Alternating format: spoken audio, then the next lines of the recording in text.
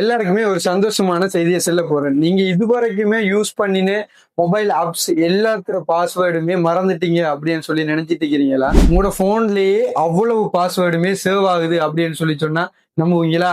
தொடர்ந்து இந்த வீடியோவை பாருங்க. எப்படி இந்த பாஸ்வேர்டு எல்லாத்தையும் எங்க போய் பாக்குறது அப்படின்னு சொல்லித்தான். முதல்ல உங்களோட போனை எடுத்தீங்க அப்படின்னு சொல்லி சொன்னா உங்களோட போன்ல, அதாவது உங்களோட பிசியா இருக்கட்டும், ஸோ எதுல இருந்தாலும் கூகுள் குரோம் ஓபன் பண்ணிக்கொள்ளுங்க. ஸோ அதில் வந்துட்டு த்ரீ டாட் அதை கிளிக் பண்ணி செட்டிங்ஸுக்கு போங்க.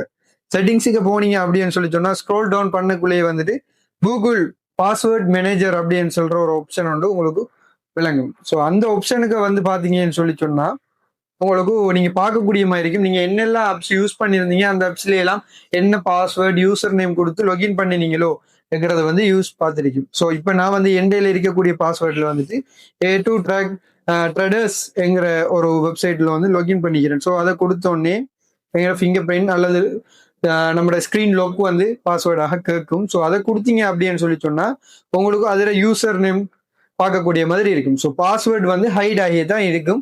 நீங்க அதில் இருக்கக்கூடிய அந்த ஐக்கானை கிளிக் பண்ணினீங்க அப்படின்னு சொல்லி சொன்னா நீங்க அந்த பாஸ்வேர்டை பார்க்கக்கூடிய மாதிரி இருக்கும். ஸோ இதே போல நீங்க என்னெல்லாம் யூஸ் பண்ணினீங்களோ அதில் இருக்கக்கூடிய பாஸ்வேர்டு எல்லாத்தையுமே வந்து நீங்க இந்த ஒரு ட்ரிக் மூலமா நீங்க பார்த்து கொள்ளலாம்.